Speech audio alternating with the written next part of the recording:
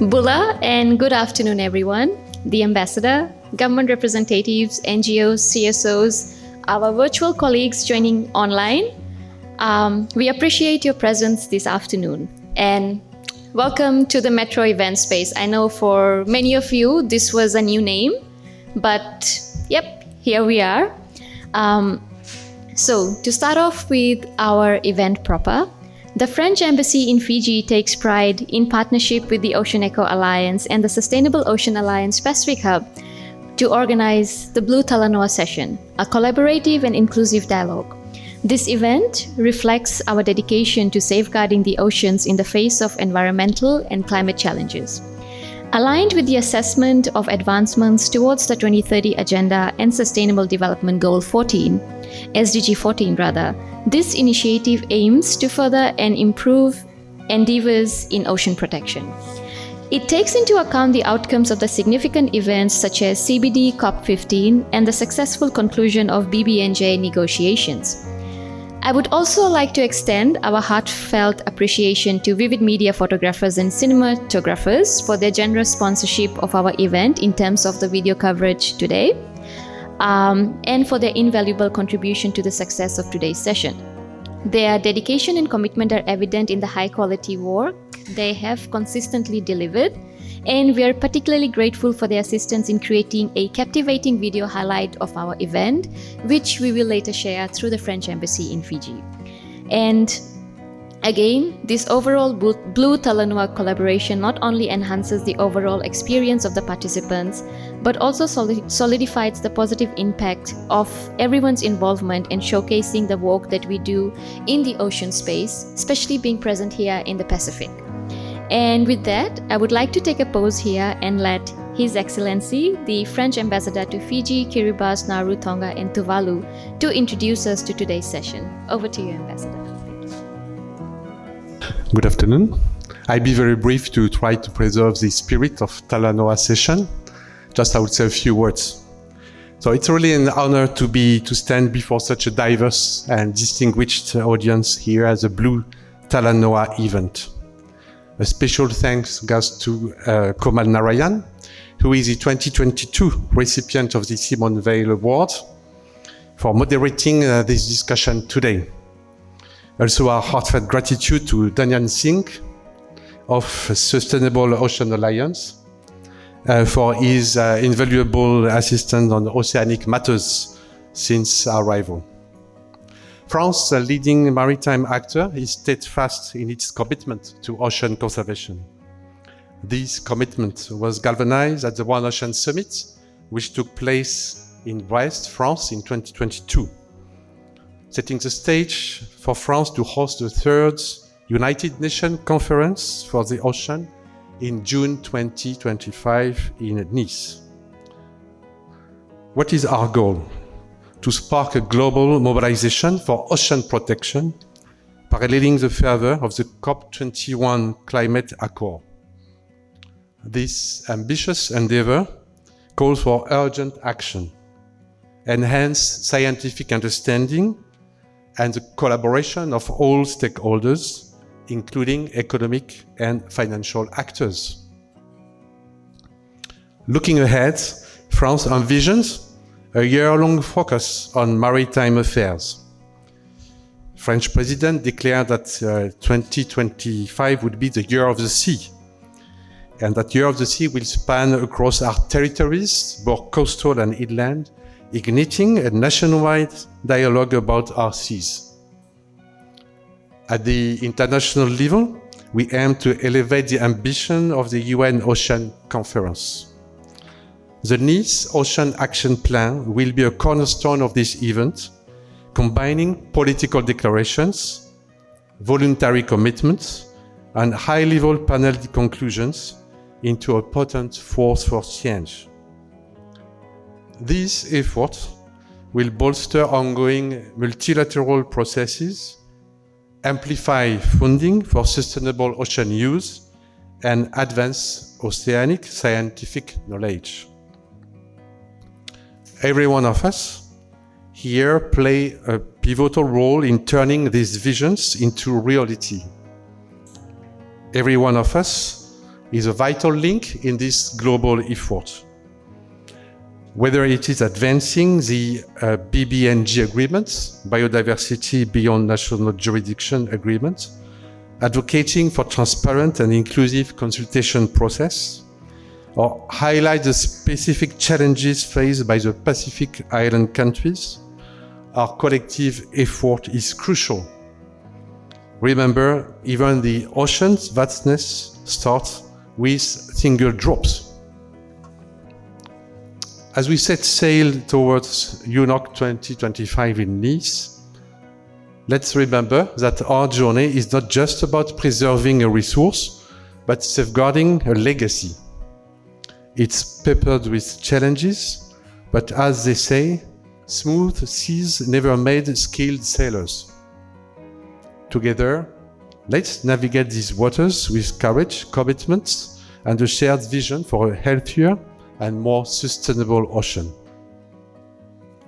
Thank you all for your dedication to this cause, and let's make this Blue Talanoa a memorable event, leading the way to UNOC, United Nations Ocean Conference 2025. Thank you so much for your attention, and I wish you fruitful discussion. Thank you so much.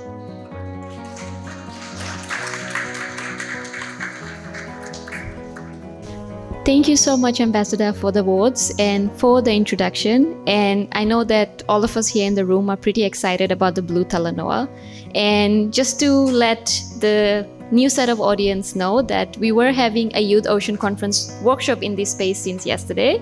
So a group of young crowd talking about oceans for the 2 whole days. So I know that we all are very excited and we have a lot to talk about once we open up the Talanoa space. But before that, we have 2 presentations lined up.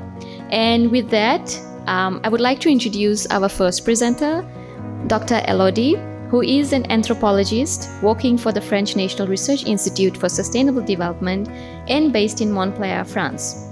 She has been involved in research in Oceania for over 15 years, mainly focusing on Fiji since 2016. In particular, she was the co-PI for the research project, A Sea of Connections, Contextualizing Fisheries in the South Pacific Region, carried out in Fiji, New Caledonia, and Vanuatu between 2018 and 2022. Her research has always called for attention to local and indigenous knowledges, ontologies, narratives, and initiatives in relation to environmental issues. With that, I would like to invite Dr. Elodie for her presentation. Thank you. This project is already finished. It was carried out between 2018 and 2022 as part of a partnership between my research institute, IRD, the Leibniz Center for Tropical Marine Research, or ZMT in Germany, and the University of the South Pacific, or USP, here in Fiji. So this project aimed to re-embed South Pacific coastal and oceanic fisheries in their wider context, beyond the only ecological and economic aspects, by exploring the large web of sociocultural, policy, and geopolitical connections within which fishing and fisheries management occur in this region in Oceania. To do so, we carried out interdisciplinary, multi-level, and multi-stakeholder study of these fisheries with a main focus on 3 study areas: Fiji, New Caledonia, and Vanuatu. And we had 3 main thematic areas: the social values of places and resources related to fisheries, the links and tensions between fishing and conservation, and how fisheries are integrated in marine spatial planning in the making in this region. Next slide, please.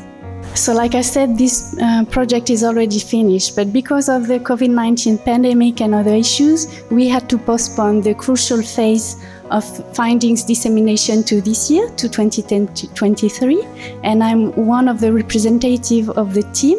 So many of us were involved in this project, and this year we wanted to make sure that the stakeholders based here in Suva, but also the local communities, could have access to the results of this project. So you can see here one way of presenting these results across the 3 thematic areas and 3 study sites. Next slide, please.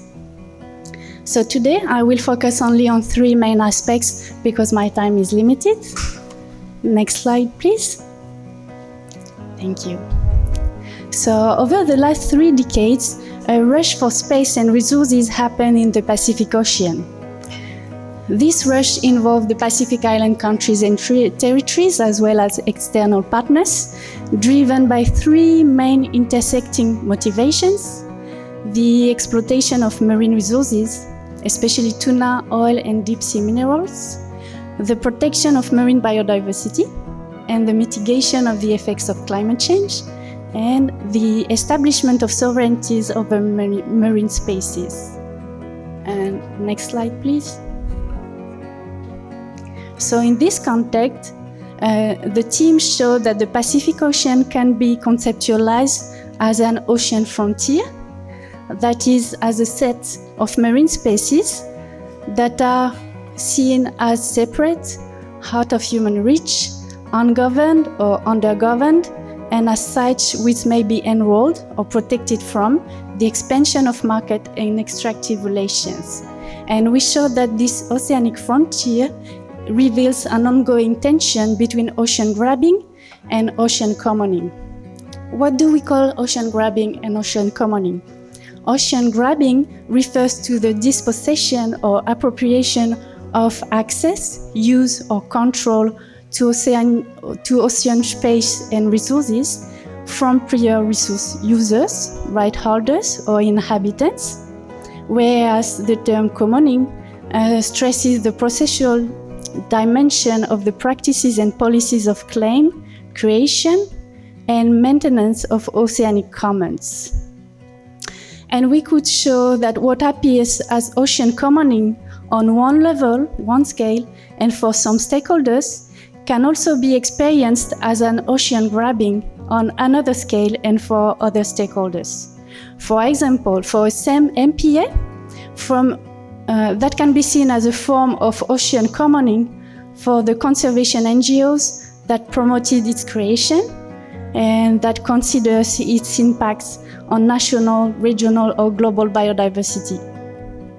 But it can also be experienced as a form of ocean grabbing from the point of view of a coastal community for whom this MPA means that their access to or use of the resources on which it depends is now banned. Next slide, please.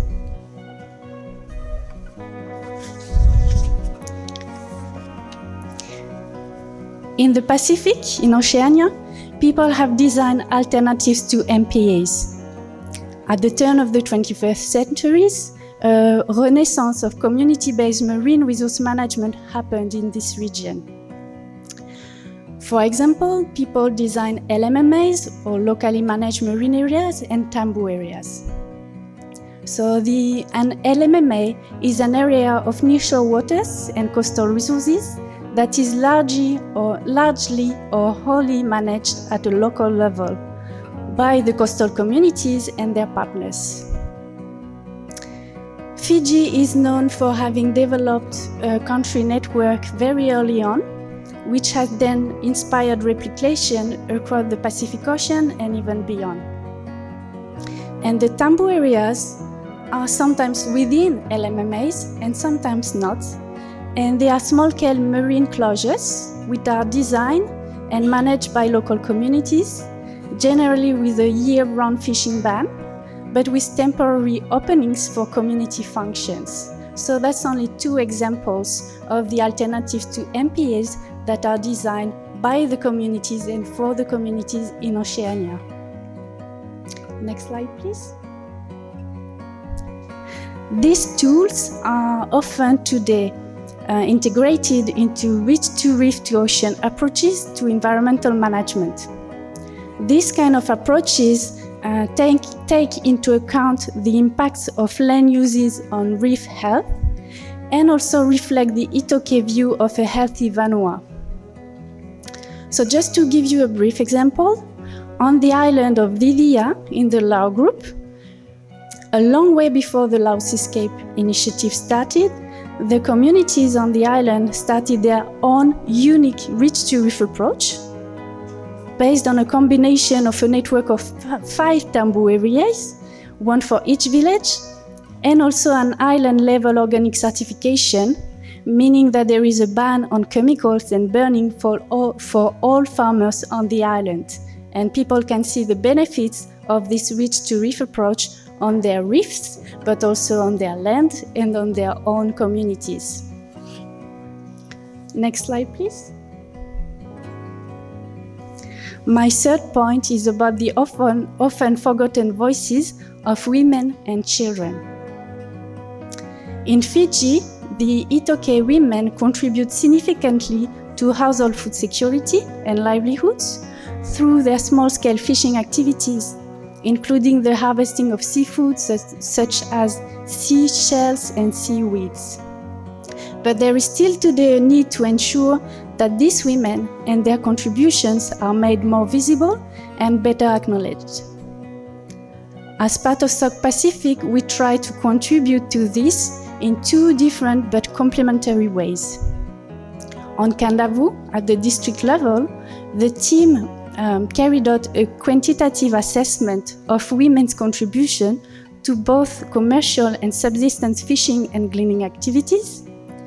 And on Ngao Island in the Lomaviti province, at the village level, we carried out a qualitative study of women's active engagement with the sea through fishing. Fishing appears there as a way of interacting with and caring for marine places and species. Next slide, please. And what about the contribution of Itoke children to small-scale fishing activities? In 2019, we asked school children here in Fiji as well in New Caledonia, in different contexts, to draw the sea and what you and others do in the sea. So we got about 300 drawings from children from 9 to 14 years old. And we could see in the drawings that fishing activities were depicted a lot in 70% of the drawings made in Fiji. And some drawings showed their drawers themselves, so children themselves, fishing alone or fishing with other people, like their brothers and sisters, their cousins, their parents, their grandparents.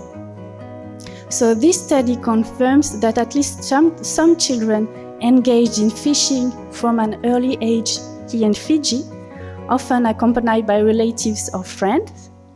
And this is especially true in coastal rural villages, such as on Didia or Kandavu, compared to coastal urban areas like Suva or Lami. So the children are also stakeholders in ocean issues and in fisheries management, but often they are not heard. Next slide, please. So this very brief overview of some of the results of SOC Pacific raises 3 main questions related to the global commitment and Fiji's commitment to protect at least 30% of the oceans by 2030, what is usually called the 30-30 target, which uses mainly marine protected areas, especially large-scale MPAs. So the first question is, how can we ensure that this target will not result in ocean grabbing from the point of view of Oceanians? How can we ensure that the contribution of tools and approaches developed in Oceania, for example in Fiji, LMMAs, tambu areas, and the reach-to-reef approach I could describe on Divya, is truly recognized? And how can we ensure that the voices of women, the youth, including children, are truly heard in the decision-making processes, in the policies and the actions related to this target? Next slide. That's only a few references I used for this presentation. Vinaka Vakalevu. And if you have any questions, please feel free to connect with me now or by email later on.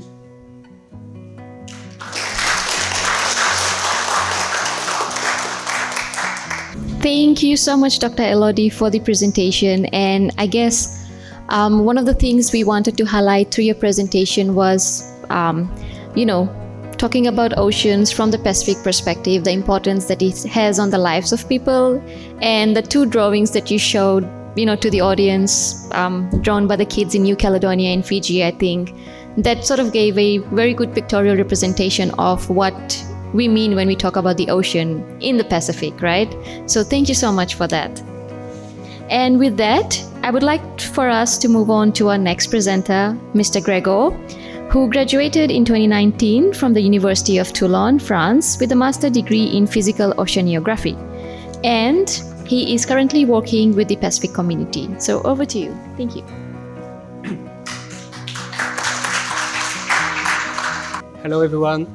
So today we are going to take an overview of the ocean, which is my specialty and also the degree, my master degree. And it will be to look at the oceans from a physical point of view. So we'll not be talking about the biodiversity. We'll only be talking, at least for today, about waves in the oceans and waves in the Pacific. So because the topic is really broad, we won't be able to talk about all of the different aspects waves can take in the Pacific. Obviously, in 15 minutes is way too short. So I summed up the topic in only 2 parts. The first one will be an example in the Marshall Islands, where the waves have been used for navigations.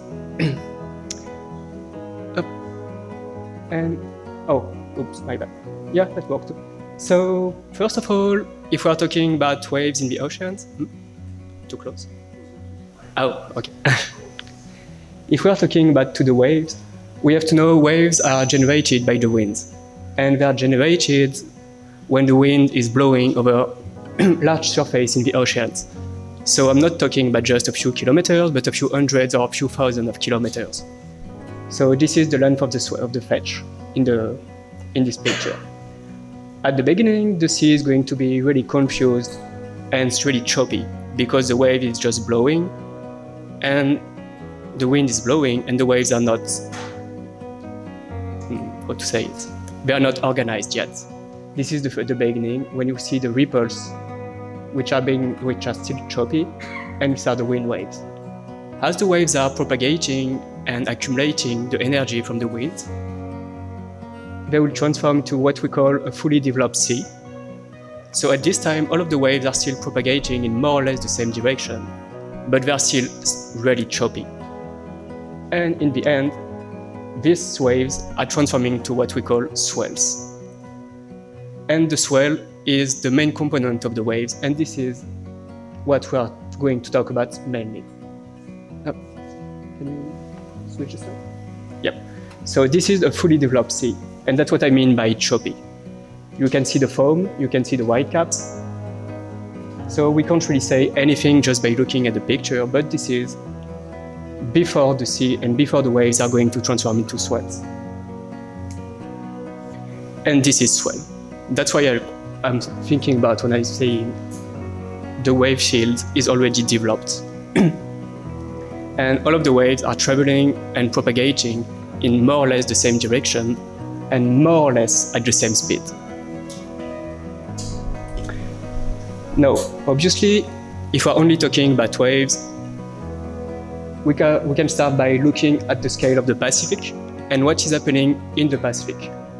So first, if we begin with the south, we can see there is some wave propagating from the west to the east on the south, just above the Antarctic. At the same time, part of these waves are going to be diverted northward. This is due to the Earth rotation. If we go a bit up at the equator level, we can see some of the waves traveling from the east to the west along the trade winds. So these winds are generated once again by the Earth rotation, and they are always blowing from the east to the west. As they blow, they will create waves on the ocean, and these waves are going to propagate from the east to the west. And finally, there is another spot of generation, only in the Pacific, obviously, in the North Pacific. And from there, the waves are going either to be deflected toward the equator, or some of them will go up toward North America, but that's something else. So in the Pacific, the main wave patterns we can observe are the waves coming from the from the Antarctic, the waves coming from the region around the equator because of the trade winds, and finally the waves generated in the North Pacific due to storms. And obviously, as the waves propagate, they are going to keep gaining energy from the waves, from the wind. So that means the longer in time a wave is going to propagate through the ocean, the higher the energy is going to accumulate will be. And this energy, it has to go somewhere at some point. And we are going to see it when the waves are breaking. So that's what I was saying. I'm going to talk about the waves in the Pacific today with 2 points of view. The first one is the Marshallese traditional navigations, which relies on the waves. And the second one, I'll be talking a bit later, is an example on how we have to take into account waves in coastal hazards, especially for low-lying islands. So in the Pacific, there have been many techniques, many methods of traditional navigation which have been developed by the navigators. Interestingly, the Marshallese navigation is one of the less understood for a few reasons. The first one is because of the way they developed their own methods of navigating. It's relying on the feeling and on the way the navigators are feeling the waves. I will explain it better later. And it's different from what you can see, for example, in Polynesia, where they are relying on the stars and on the wind. So if you look at the Marshall Islands, the figure A, you can see you are just a bit above the equator. If you look at the figure B, these ones are the surface currents. These are not the waves, these are only currents. You can see two current fields going one way or the other.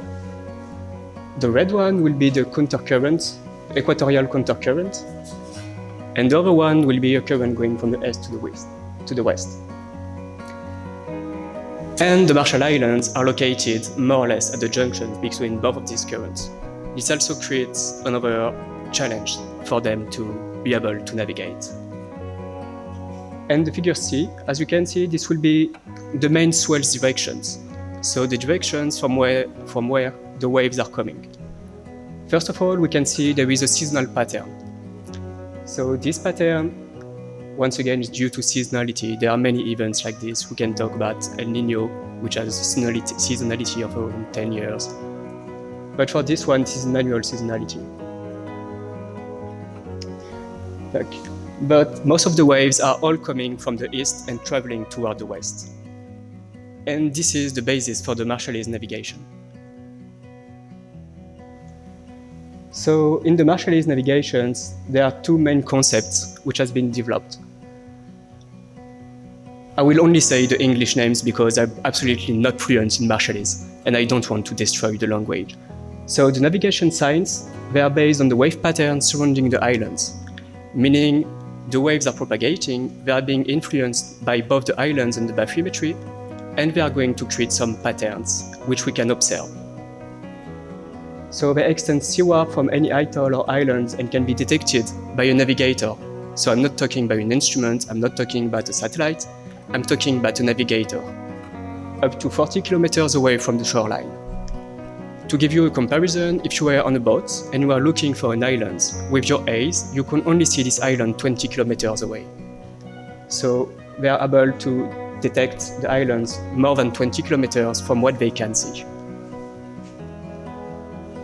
And obviously, the intensity of the signal these navigators can feel will give them indication about how far the island is and also which direction they have to follow to reach this island. And secondly, there is the DLAP, so the wave path between islands. This one is a bit harder to describe for many reasons. And it describes a wave path between the islands, a wave path connecting the islands. And for the navigator, the idea will be to find this path between both islands, to follow it, and so they can reach their destination. And when I say a path, so both of the papers I was showing on the first slide, they are also describing one of the travel of one of these navigators, which was done in 2006, and how he traveled more than 200 kilometers with the researchers, showing them how he was able to feel this kind of wave paths between islands and to show how they can still navigate with these skills.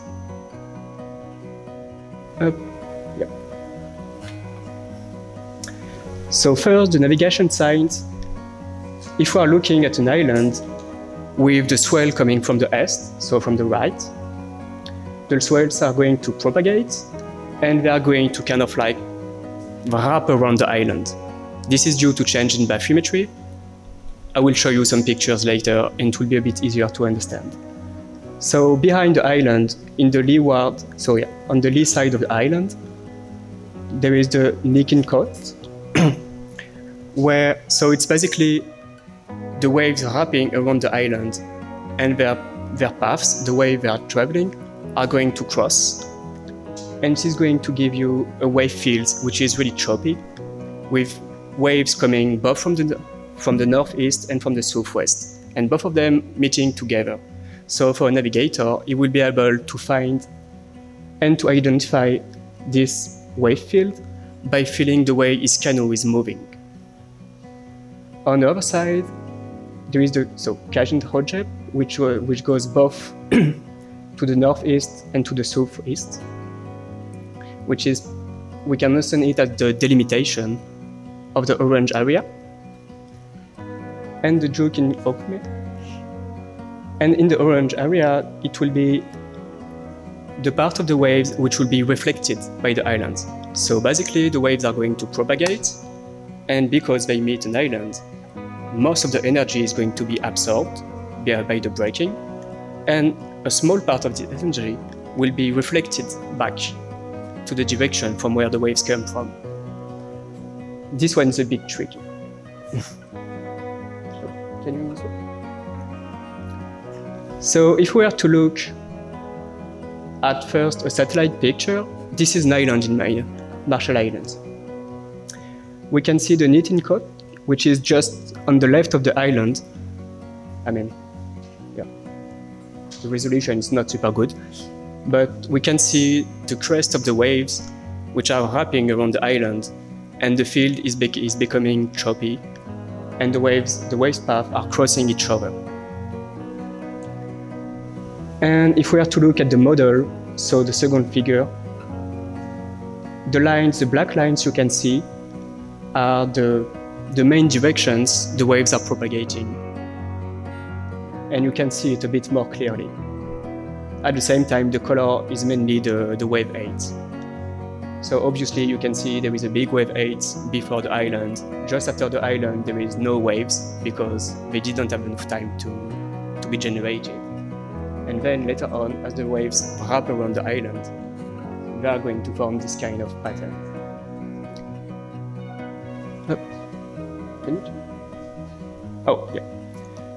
And finally, the second concept, the GLEPT, the wave path between islands. So this is why I'm saying is a bit tricky, because we don't have anything to better understand it besides the feelings and how the navigators are experiencing the way they navigate and how their canoe is moving.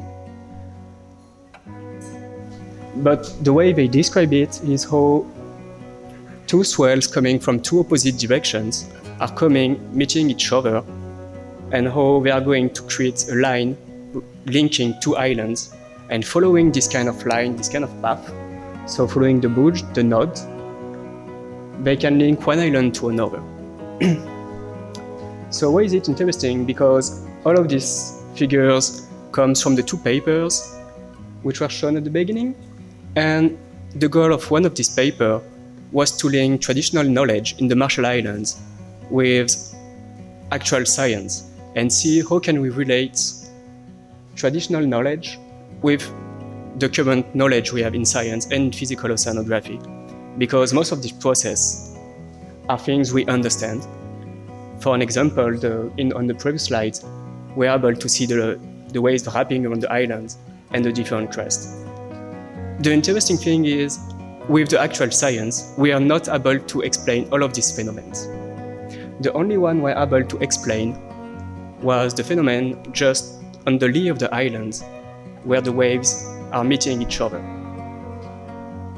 The other ones, there are different hypotheses, different assumptions. The first one is there has been some issues in the translation between the terms in Marshallese and the term in English.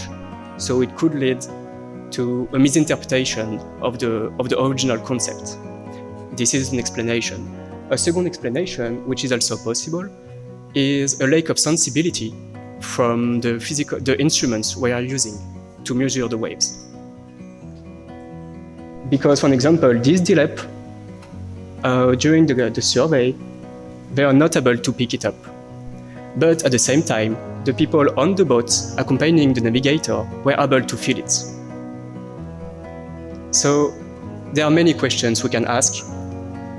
And one of the most, I believe, important things to remember from it is traditional knowledge is not useless. It doesn't become useless just because we are learning new things with science. And this is a good example where traditional knowledge tells us this thing is happening. We can feel it. We know it. But at the same time, even with the instruments, even with the actual state of science, we are still not able to explain it. And it requires additional studies for us to better understand this kind of phenomena. So it was the first example for the waves in the Pacific and how the waves are shaping the life of the people in the Pacific. At the same time, if we are talking about how the waves are shaping the lives in the Pacific, we can talk about the Tuvalu Coastal Adaptation Project. So this project is interesting because it's still going on.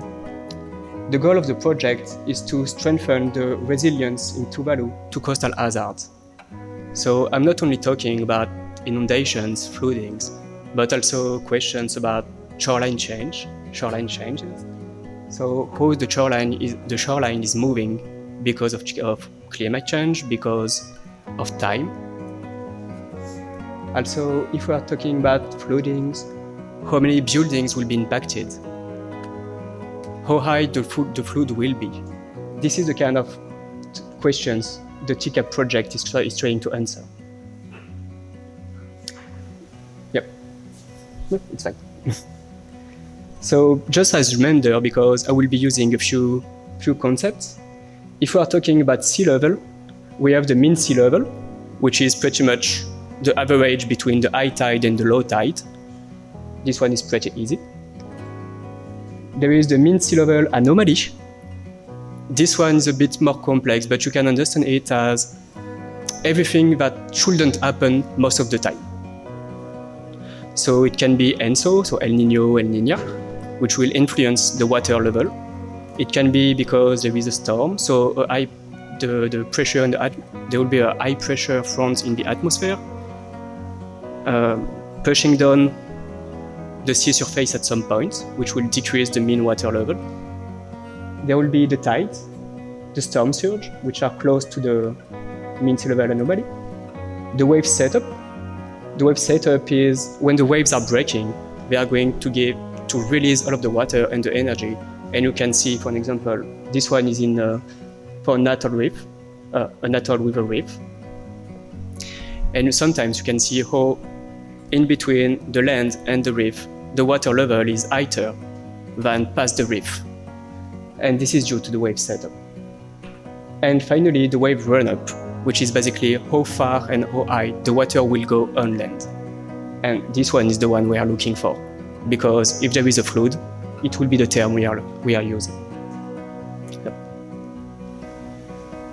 And also additional notes on the sea level rise.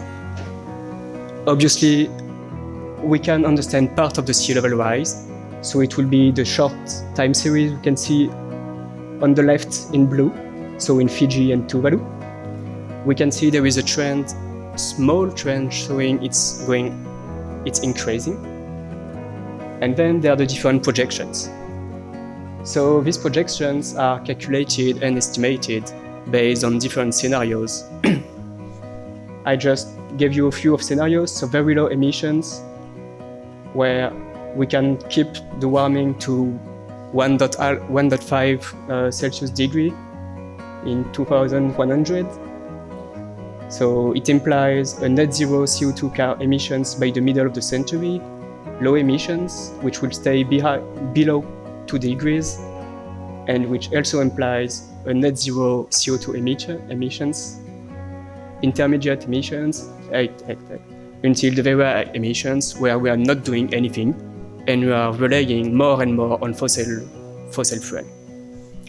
So obviously you can guess which one is the best, which one do we want to aim for, and which one we don't want to see happen. And if we look at the figures on the right, it's pretty obvious to see if we're with the very high emission scenario, we are going to have a super high sea level rise, which is not what we are looking for. So why is it important to look at the sea level rise, especially if we are talking about the communities, the low-lying islands, and what is going to happen in the future? So these are 6 different scenarios which were estimated as part of the TCAP project. As you can see, the first one will be what is happening in the present, in 2060 and in 2100. So the top row will be with a medium emission scenario with a 10 years return period. That means the worst event you can see once every 10 years. There are worse scenarios. The worst one is once per 250 years. And to give you an idea, the whole island is red. So it's really bad. The second one is also the medium emission scenarios when we are not taking into account the waves. Meaning this kind of floodings happens only because of the tides.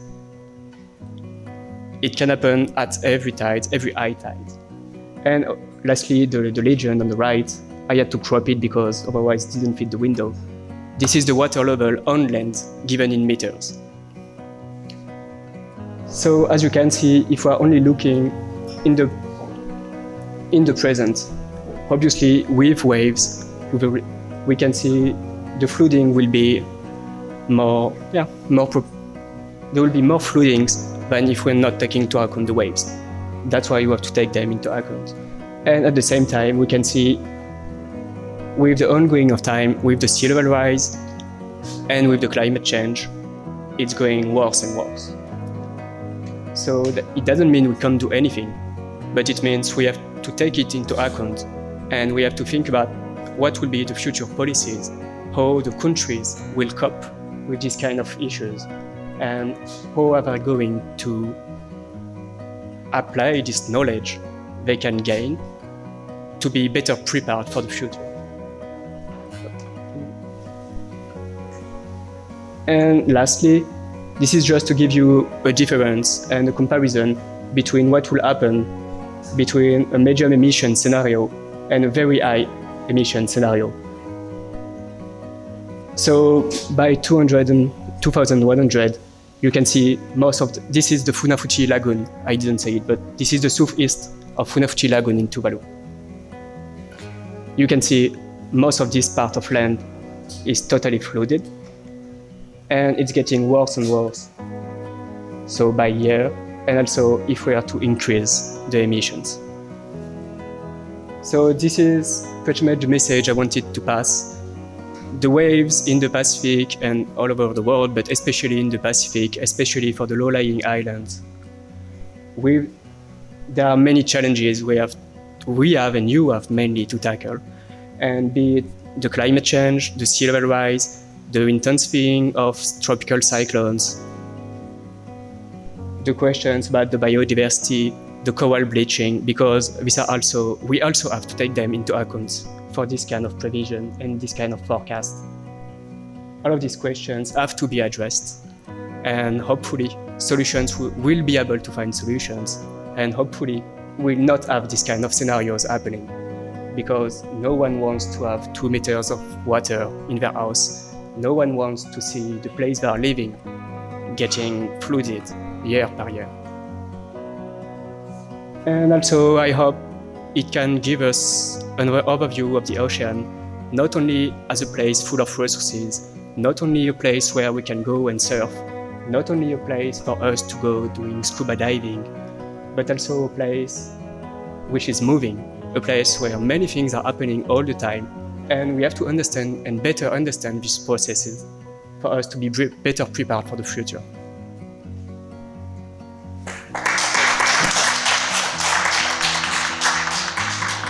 Thank you so much, Gregor, for the informative presentation. And just seeing on the screen Tuvalu, I just wanted to ask our technician if he could just pop up the Zoom screen.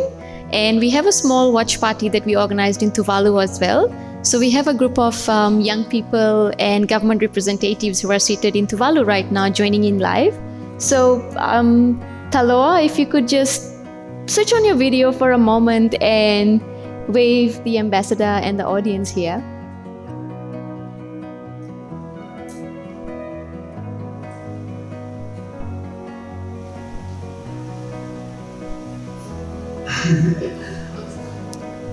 Okay. Yes, I can see your hand and I can see the audience. Thank you so much for joining in. Okay, so moving on with the program, just to reflect on what Gregor had mentioned about oceans, flooding, it just reminded me of a speech that my friend and I were writing, Shivendra, who's the new appointed PS for Environment and Climate Change. And we came up with this first statement which said that the ocean is their friend, their source of livelihood, but now their friend, the ocean, is destroying their homes. So, I feel that that really describes the situation that we are in and the urgency with which that we must act on. And with that, I would like to open up our Talanoa conversation, and I have prepared a set of questions, hopefully not too much for the audience here and virtually, but I would just like, especially the young ones, to speak up as much as possible. The experts are in the room as well, so we'll go question by question and we'll open the floor for discussions.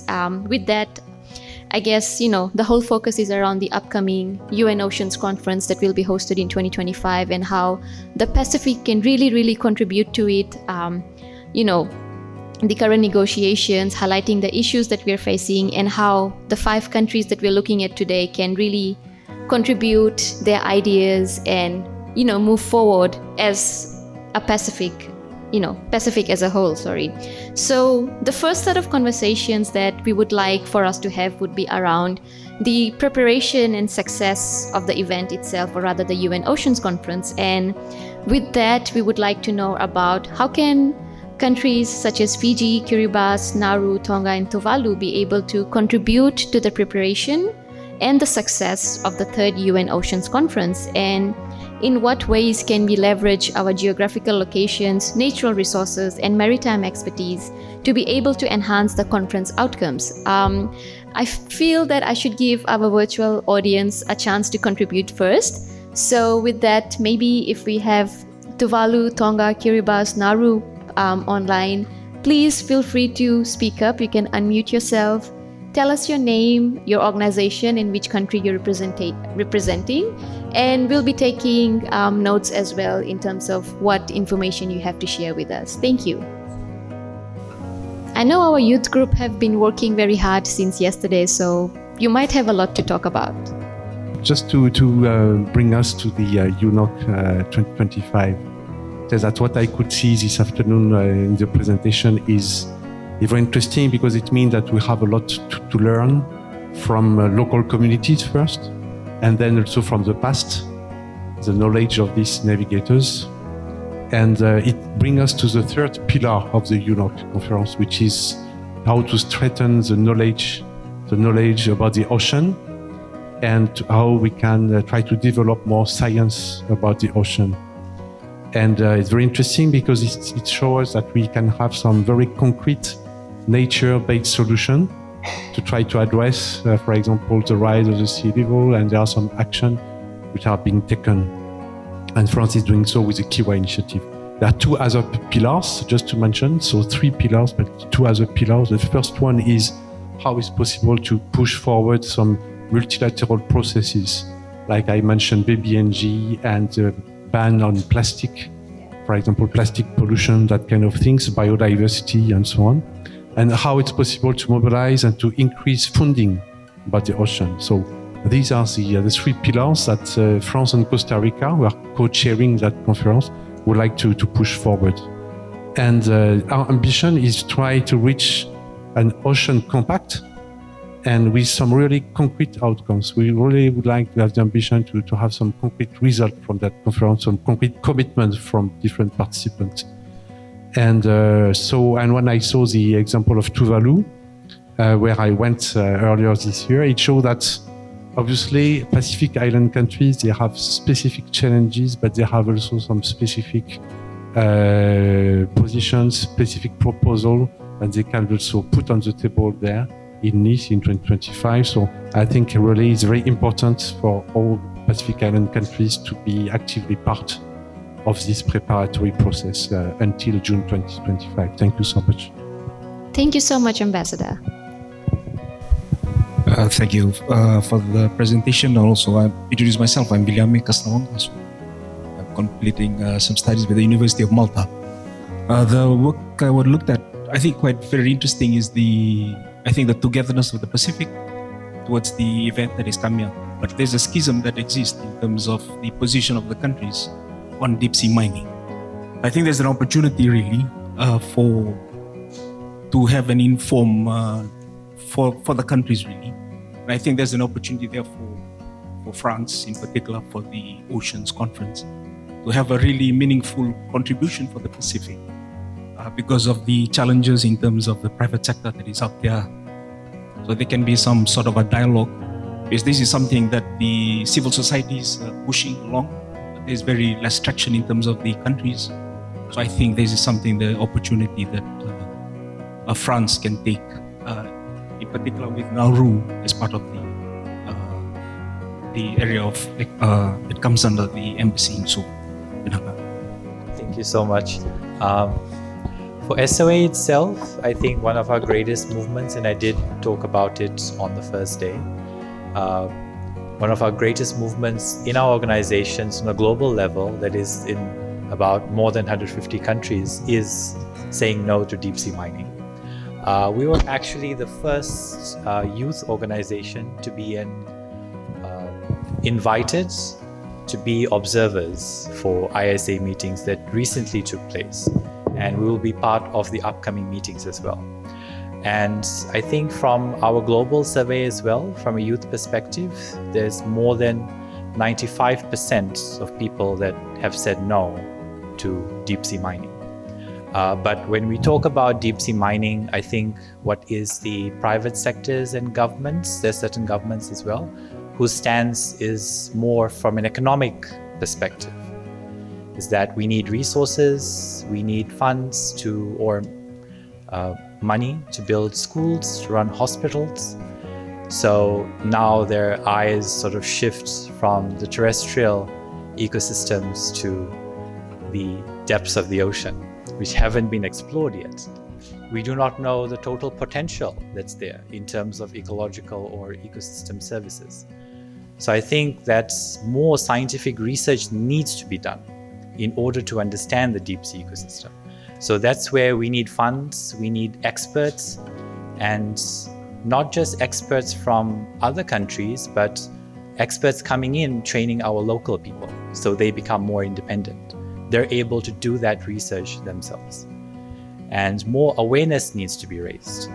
As we see, Fiji has a moratorium in place, and that moratorium can be removed in the coming years. We do not know the situation, how it will turn.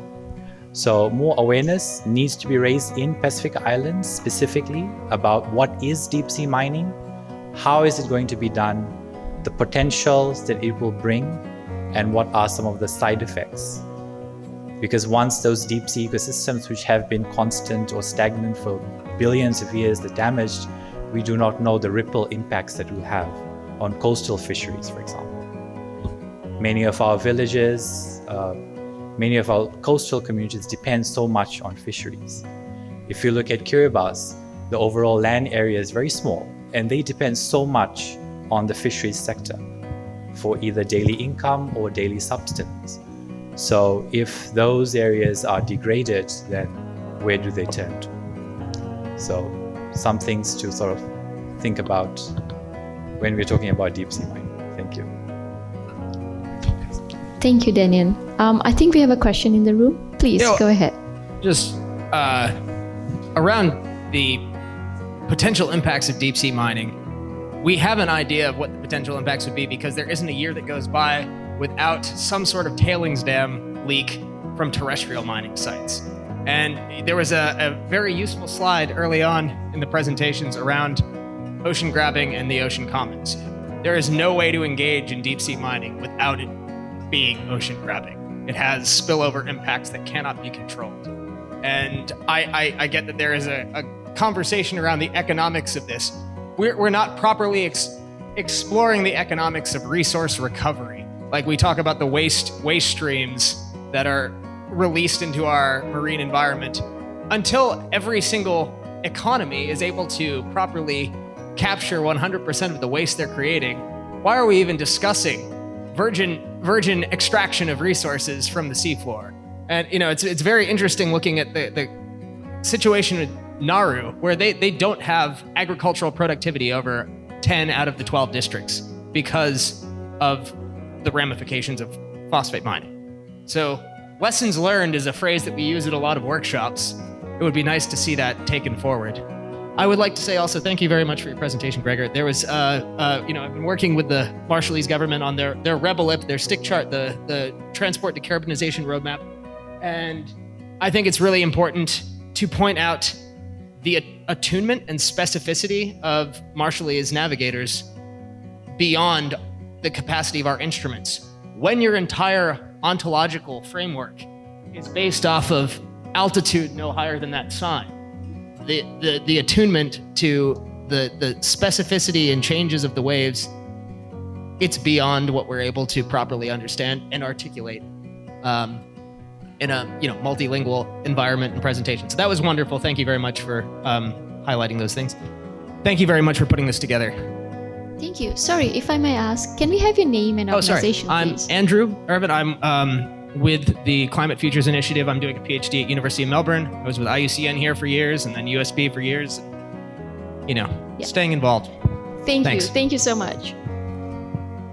So I think we are capturing the second part of the questions that we had created, which was around current negotiations and the specific issues that we would like to see the 5 countries bringing in, and how might the unique challenges faced by each country shape their negotiating positions and priorities. And deep sea is one of the biggest one that comes up, and I guess when it comes to the youth organizations, CSOs and NGOs, like Daniel mentioned, we have been talking so much about deep sea mining, the pros and conversations, but then you can't really go anywhere forward with it unless and until you have the right resources or the funding or the support from the government as well. So yeah, that's that. With that, yes, we have a question in the room. Thank you everyone for putting this together and for the presentations. My name is Patricia Parkinson. I'm a consultant here in environmental law. One of the issues that I think the Pacific Islands are particularly confronting and vulnerable to is the issue of plastic pollution. And it's not only in the ocean, but that's in the ocean. Usually most of the plastic ends up in the ocean anyway. There's negotiations taking place at the moment for a global treaty to end plastic pollution, but that's probably should be one of the focus of the conference in 25. Thank you so much. I would just share my own experience of this in trying to the work that Fully Noho has been doing. It's a youth-led organization, an environmental youth-led organization which we've been doing coral restoration projects and all this for the preservation of ocean and also the health of the ocean. So this I mean, I'm stressing this in line with our commitments to aligning ourselves with the priorities of these of the Ocean Conference. But we've been doing this work since 2019, also with the assistance of Comar. But I would say in terms of priorities of the outcome of the Ocean Conference, we would, as mentioned by other speakers, it's most likely the climate finance, and also all this. If it's how countries and member countries commit to whatever in the Paris Agreement and all. Yeah, but most likely that is. I want to share, but we have some experts in the room who also want to share something. Yeah. Thank you. First of all, I would like to thank the embassy for hosting this event, and also thank for taking us into the discussion. I would like to also share some of the practical measures and some things that really interesting in also Tuvalu. As you know, Tuvalu, we are the forefront of climate change. From threat, and also the ocean is our life sustenance, where we are highly dependent on our daily nutrients. So, in terms of sustainable fishing practices, there's methods that has been uses selective methods to conserve certain fishing areas where there are some kind of fishing method has been hold on hold, and there is also a restricted sizes of fish that is needed to be captured. And with this, there's also marine conservation areas that have been established to have this as critical habitats that allow marine ecosystem to be recovered. And with that, local communities that have also educated and engaged locals in order to understand the importance of the protected areas and to maintaining this biodiversity. With other practices, we've seen like waste reductions and recycling. There has been also implemented here in Tuvalu, where the uses of plastic has been put to ban. And this lot of disposal of plastic is now no longer used here in Tuvalu, which usually be ended up in our ocean. So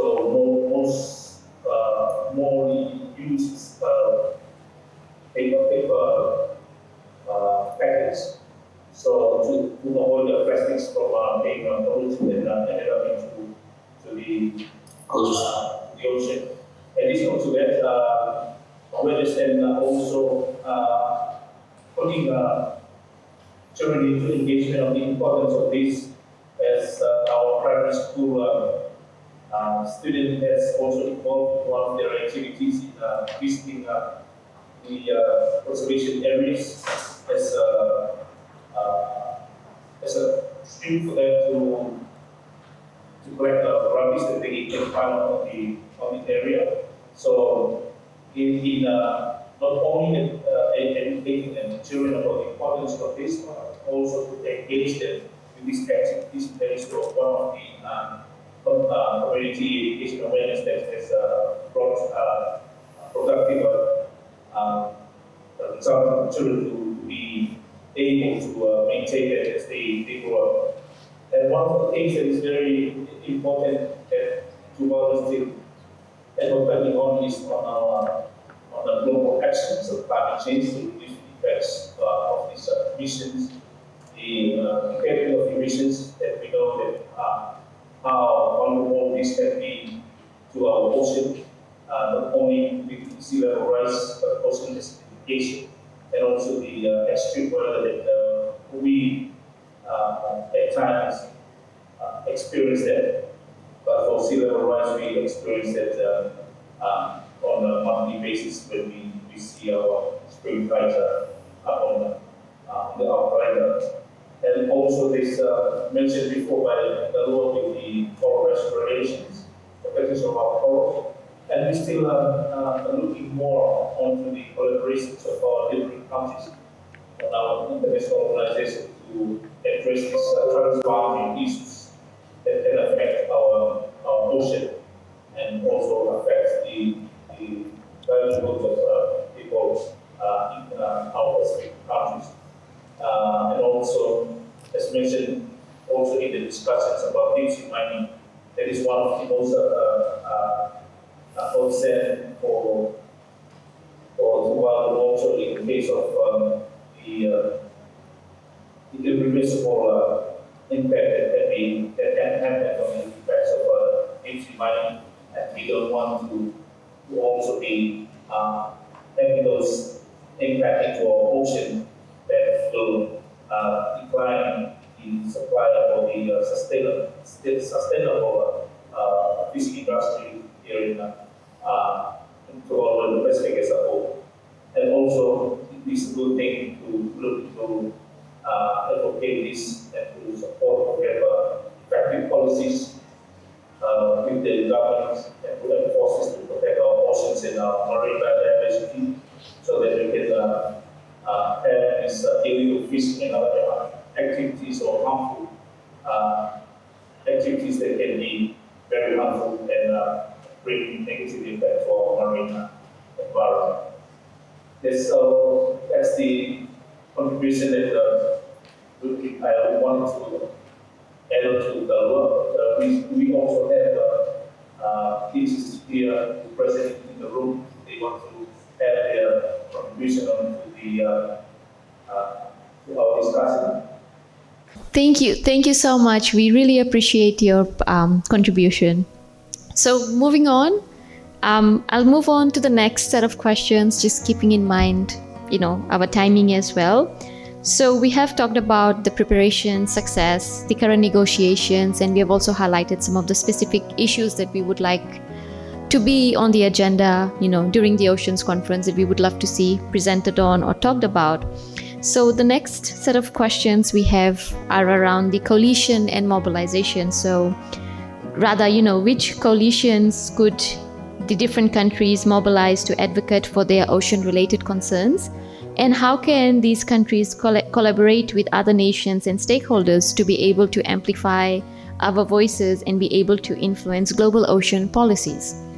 Nisambula Vinaka. My name is Shritika Prakash, and I'm from Ikambula Consultants. Ikambula Consultants basically looks at sea turtle conservation here in Fiji, basically providing scientific research support and training and capacity building, and as well as education awareness for the local stakeholders, mainly local communities who find that sea turtles are nesting or utilizing the areas around their islands. So basically, in terms of my work, we have been working with multiple organizations. Thus far, it has been very successful. We have had funding support from US NOAA, and they have contributed immensely towards scientific research, being able to provide a lot of support in terms of expertise as well, training a lot of local students. I, for myself, am one of the graduates under their funding that have been able to train, and now working at various community level to support the communities as well.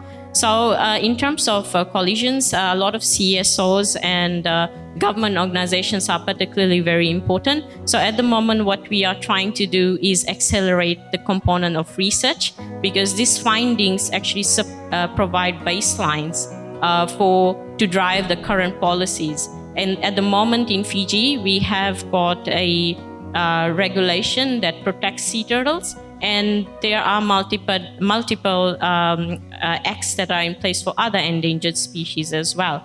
So in terms of, I think, I would say bigger organizations, it would be wonderful if there would be opportunities for us to support biodiversity programs at grassroots levels. And definitely communities would be very much willing to participate and probably hold consultations and actually carry out groundworks to produce more information in terms of driving the policies that are there currently. Thank you. Setete Tamani Kairoyan from the Fiji Development Bank. So I just wanted to share that in terms of this, I think one of the key things that needs to take place is also having the financial institutions be a party to the discussion.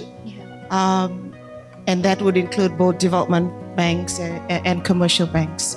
Because at the end of the day, these are the financiers that would be funding some projects or some private sector to conduct certain things that would then impact the ocean.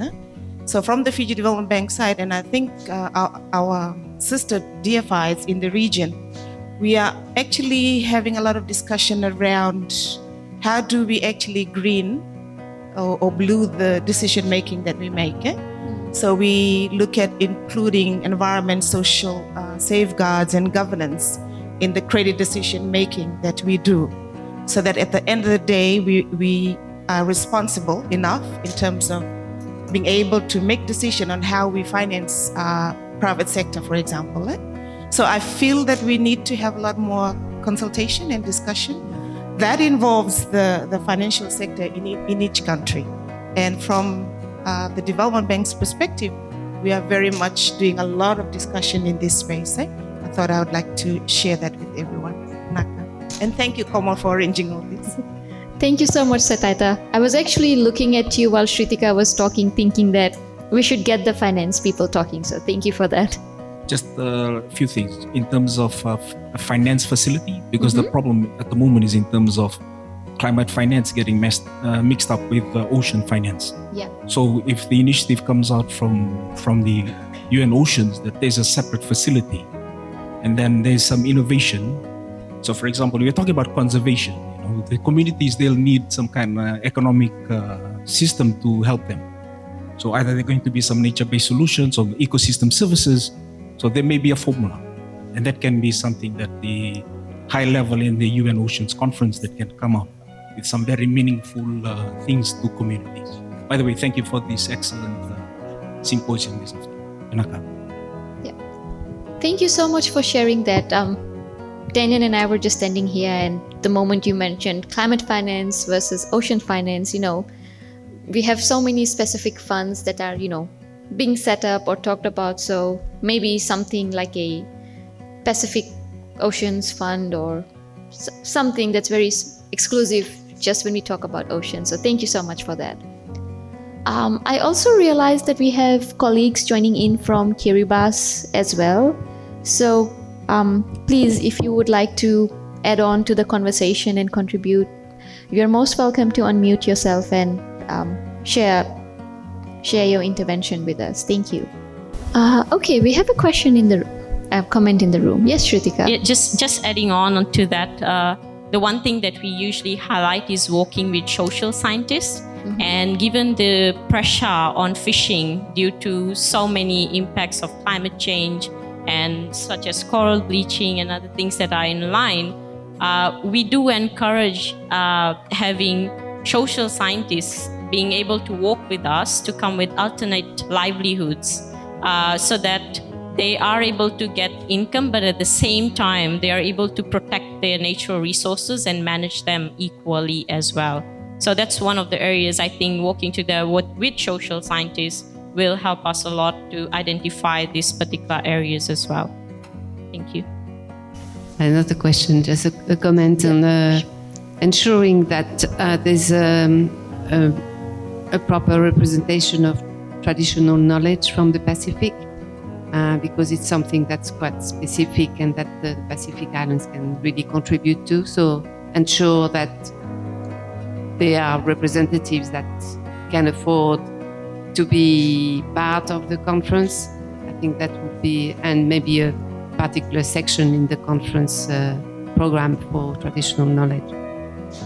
Thank you for sharing that. And I think this is one of the key things we were talking about in our workshop as well. How we can integrate traditional knowledge into the scene of oceans, climate change in general, and how we can give traditional leaders a space, within the decision-making room as well, or just a session like this, and how we are able to grasp that knowledge and bridge the gap, and even having the young people learn from that, and it sort of builds onto the bigger picture of contributing towards policies, interventions as well. So thank you so much for highlighting that. No, we just I have one question and one comment. The comment is I would like to have more opinion about the maritime protected areas, how it's being felt locally, and how Pacific Island countries consider the possibility to reach a target of 30% in 2030, which is quite huge. And my question would be to the French Development Agency. I see a colleague, Kim Lou Carnelli from EFD in Nouméa. And I don't know if he's listening, but he can take the mic and perhaps explain a little bit what EFD is doing in terms of relation with development banks, and especially in Fiji, and also the Kiwa initiative. I've just shared a few words with us about it. Thank you. Thank you so much, Ambassador. 2 questions. Thank you. Yeah. Kim, you are appearing online, so if you would just like to share and build on to what the Ambassador has shared. To everyone. Thank you, Ambassador, for the question. Very happy to be with you today. I guess indeed the process around this conference that will be co-organized by France is a main topic for us. We've started to develop and reflect on what could AFD do around oceans in the Pacific region. And that is the work that is ongoing already with some of the colleagues here at the regional office, working on what we would want to have as an ocean initiative to be announced at what the priorities of the conference are: knowledge, conservation, economic development, and so on. So that's the first element, and we'll be coming and going around in Fiji and the rest of the Pacific Islands to continue to exchange on the priorities of the region.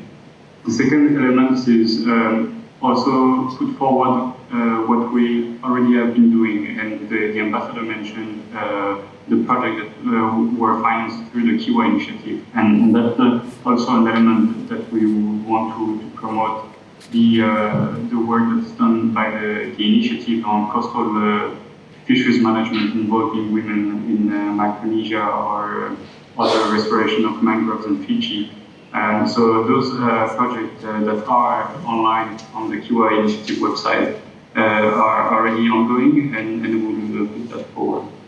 And then the third point would be how do we make sure that the activities that we have in the countries are in line with the principle of higher standards for economic development and impact on the environment. And so that's where we are working with the public development banks and the central banks in the region. We'll launch the program next year on how do we integrate climate-related issues into operating with the financial systems in the Pacific region.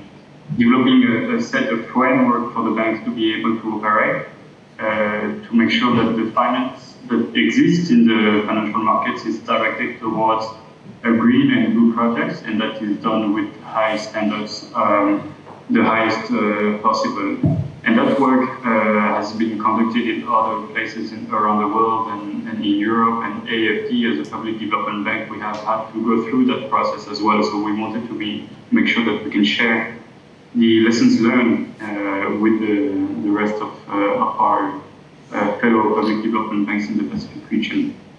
And then also on the other operations, the economic development, we've been engaging in discussions with different port authorities around the Pacific region, and we'll make sure to set the highest standards possible, both in terms of the infrastructure that could be financed and built, but also the use of that infrastructure and the way it operates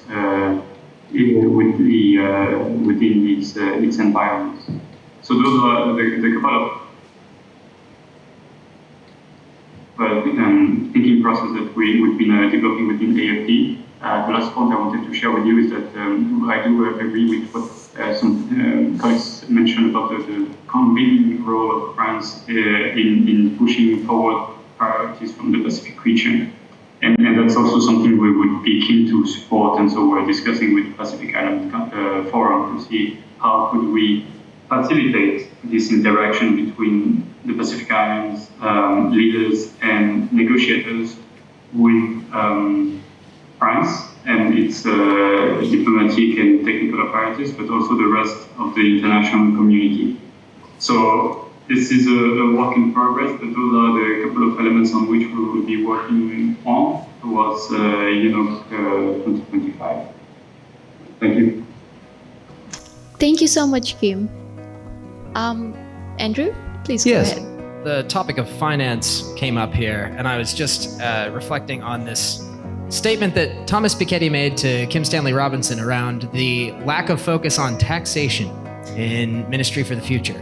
And I think it's really, really important to point out as we're talking about ocean-related matters, the issue around the shipping industry. The fact that we all know, there were no flights for the most part during the COVID pandemic, but the shipping industry was able to keep things moving. And we were able to make sure that society didn't grind to a halt because we were able to continue shipping goods. The price in the region is 3 times the average price per kilometer of Southeast Asia. The hidden development costs of our shipping sector, it's just outsized compared to every other region, including all of the other small island developing states. All the other SIDS have much better transport profiles and accessibility than the Pacific.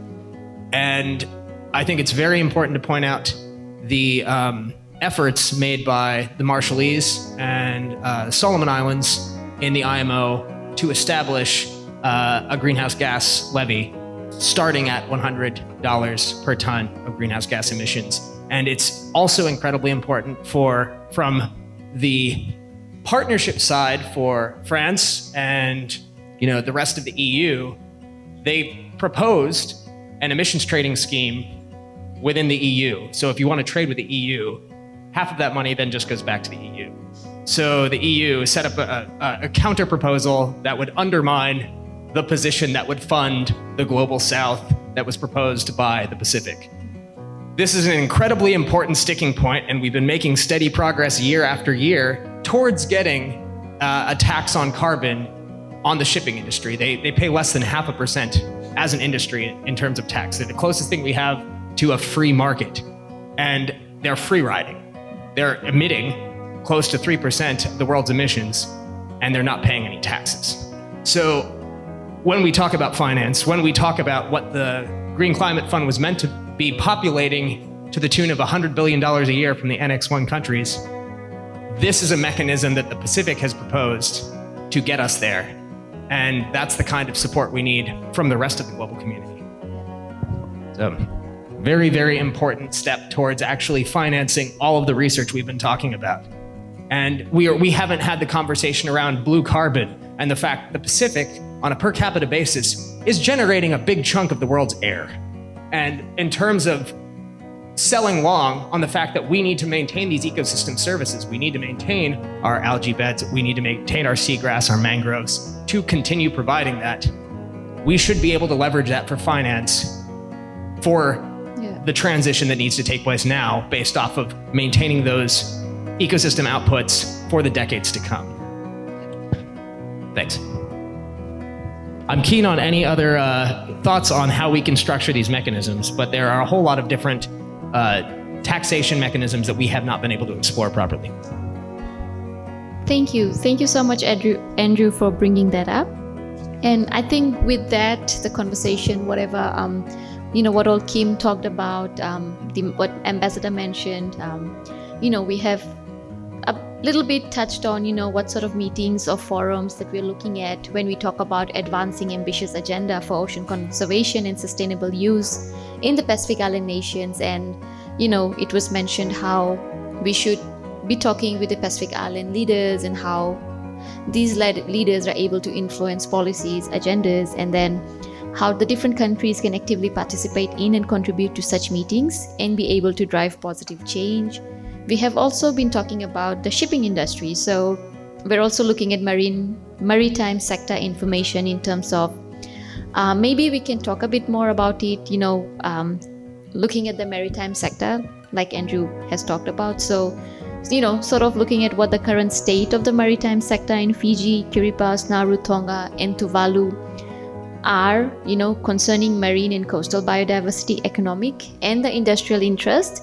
And how can civil society be able to actively engage in the maritime sector, and what initiatives are already underway in these countries? So with this, I would probably be looking at the young ones in the room and the young ones who have joined in virtually, if they would like to share, maybe some of the work that they're doing or what they would love to see being part of the upcoming Oceans Conference. Yes, Taloa, please go ahead. Okay. Yeah, sorry, it's just I've been putting my hand on monitor. No, that's fine. Yeah. Just a quick one. I think not only what we want for the outcome of this ocean conference, but it's more like we want the youth to be at the heart of decision of discussions as we moving ahead to the ocean conference, and also to be at the heart of decision making. So this will and I think it's already happening right now as we are included in these discussions, this Talanoa, and we're hopeful that we will, as we move ahead, and we will also be at the heart of discussions. Thank you. Thank you, Taloa, for bringing that up. And I'm also looking at the screen and I'm seeing Teddy from Utoniyalo is also online.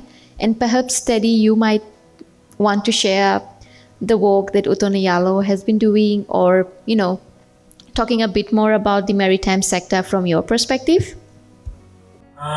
Thank you for organizing this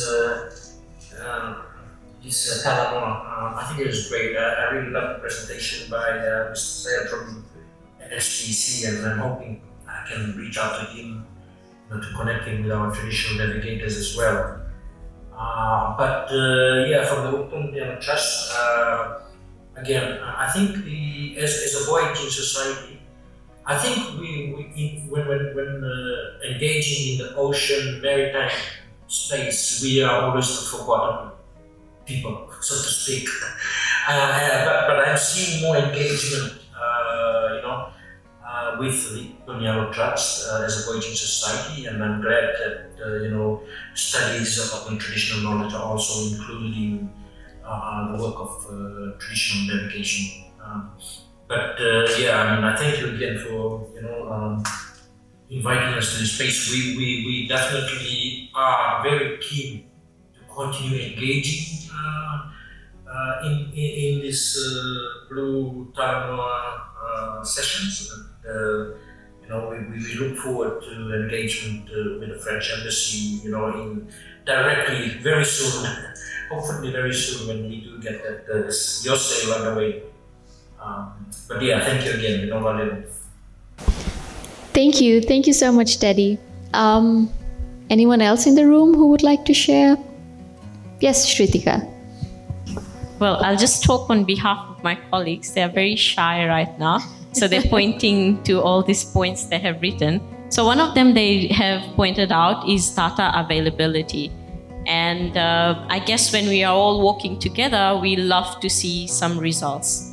And truth be told, while we do say we need more funding, I have seen more project launches than results, right? And I think this is somewhere our finances can set real guidelines for where the information reaches. Does it reach to the right place? Does it reach to the communities, right? How does it make a direct impact on the communities, right? So in terms of that, we need to be able to understand how we make this information available. And without information, we cannot make proper decisions, right? And this is something that we all need to be able to consider when we are doing projects and coming up with solutions to actively engage in, all these challenges that we are facing right now in the Pacific. So that is something that maybe the finances can drive, result-based work, which needs to be available to the local communities, to the people. Thank you.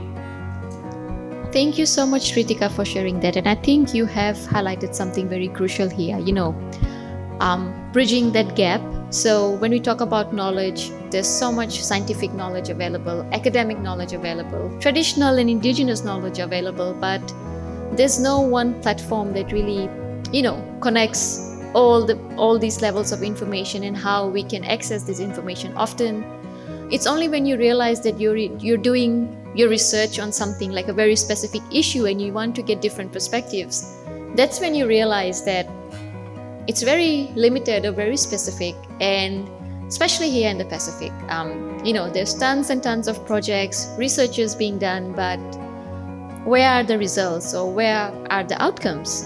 How do you measure these outcomes, or how do you measure the success of these projects or initiatives? So thank you for bringing that up. Anyone else in the room?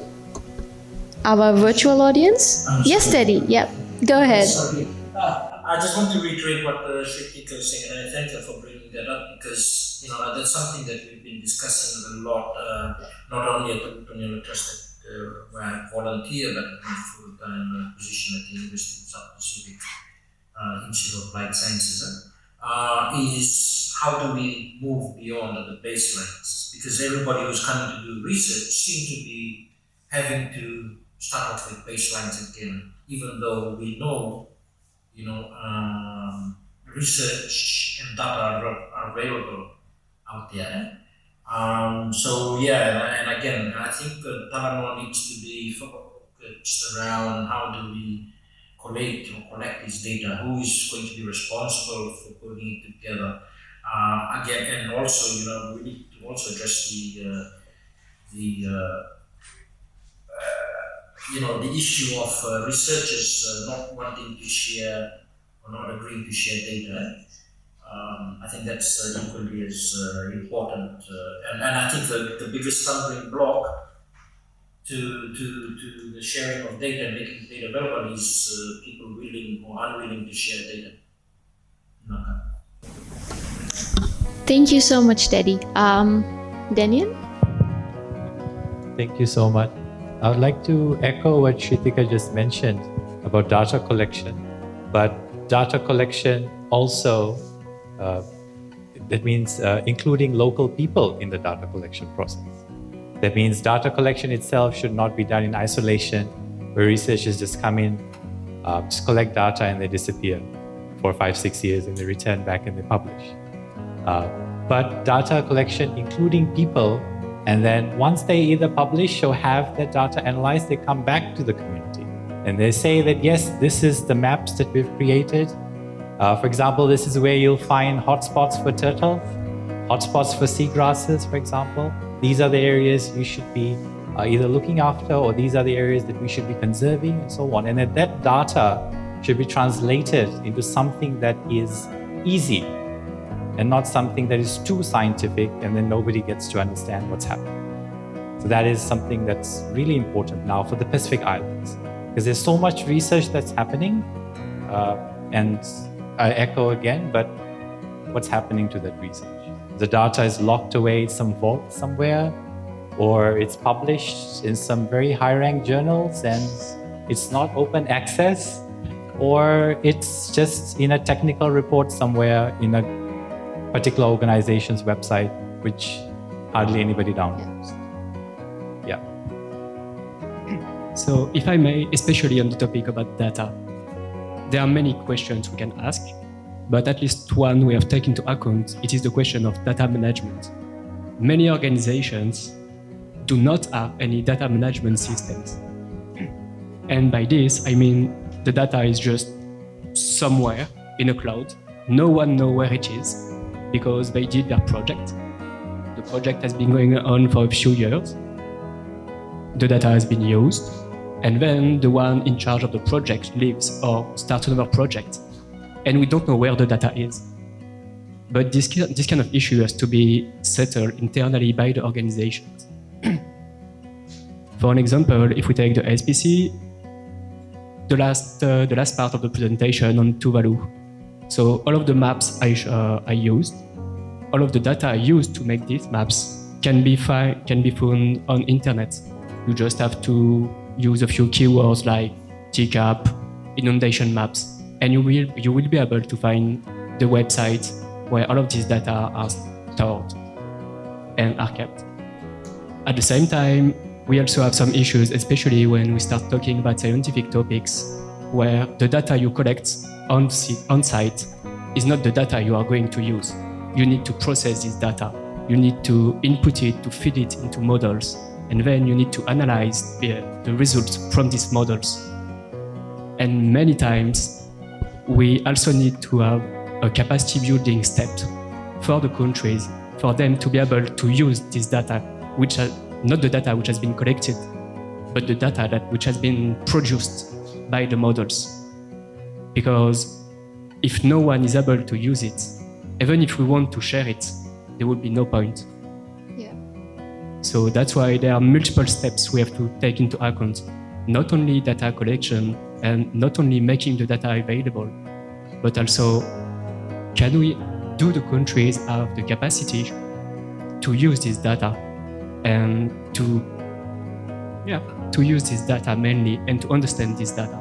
So from there we can start thinking, do we have to give trainings? Do we have to increase the number of exchanges with the USP or the different universities? Do we have to open new master degrees, new lessons to help the countries and to help the different islanders increase their capacity? Many questions, and we have to think about them. It's not only about data. Thank you. And just with the conversation that has been going on about information, knowledge, I would also like to just add on, coming from a community perspective, a few years back, I went to a community to do some data collection. And the first thing that the village headman asked me was, what is your purpose? And why do you want to come into my community? What do you have to give to my community? And I took a pause, and then he said to me, I am only asking because I have hundreds of people visiting my village every now and then, but they come, they collect information, they record us, they make us say things, but they go back and we never hear back from them again. So we don't really know what exactly were they doing or what information were they looking for. So I guess sometimes we also fail to look at that information gap, from the community perspective as well, where going back to the community with the findings or, whatever projects you're working on, actually talking to them about it, like, this is what it is, this is what's happening, and this is how we will be using this data, and probably giving them the access to platforms as such as well, where they bring in those, traditional indigenous knowledge or that contribution that they would like to do from their perspective. Yeah. And maybe also adding on to that, you need to go back to the communities to ensure that the information that you've recorded is accurate or not. Because within that translation process, you may actually lose out on the essence of that information, especially when you are talking about traditional knowledge. Because it's an information that's been passed down through generations and generations. So it has been a bit modified, and the way you capture it may be a difference. There may be a different essence to it. So going back and verifying whether the information that you've collected is correct or not, and if there are some modifications required. Yeah. Thank you, Daniel. If there are no other comments in the room, we can go ahead with the next set of questions. So don't worry, we only have 2 sections left. We have talked about preparations and success, the current negotiations, specific issues, the coalitions, mobilization, what we want when we talk about ambitious agenda. We have also talked about maritime sector information, touched a little bit on finance, but we'll talk more about that. And for now, maybe if we think about critical, defensive, and blocking factors, so what sort of critical factors do we think should be addressed to be able to ensure successful participation of these countries in the conference? And are there defensive or blocking factors that may be hindering their ability to advocate for their interests, and how these can be mitigated? And for me, when I look at these questions, probably the first thing that comes to my mind, what Daniel shared was regarding deep sea mining. For us as, non-governmental organizations, CSOs, youths, there's so much that we can do. We take part in campaigns, we make sure we talk about deep sea mining, countries making certain commitments, but then there's only so much we can do. If your respective country governments have differing opinions or viewpoints. So for us, this can become a defensive and blocking factor. So yeah, with that, I'm looking at the audience and our participants online if they would like to share something that, they think should be highlighted in this session today. Yes, Patricia. Because the conference will be in Europe, in France.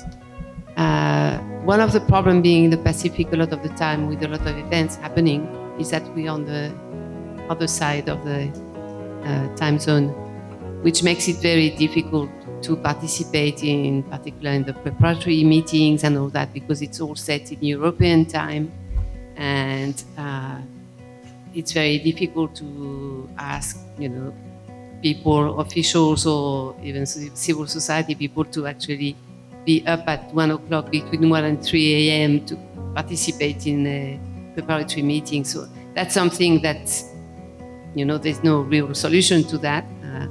But sometimes it happens and then the recordings are not made available.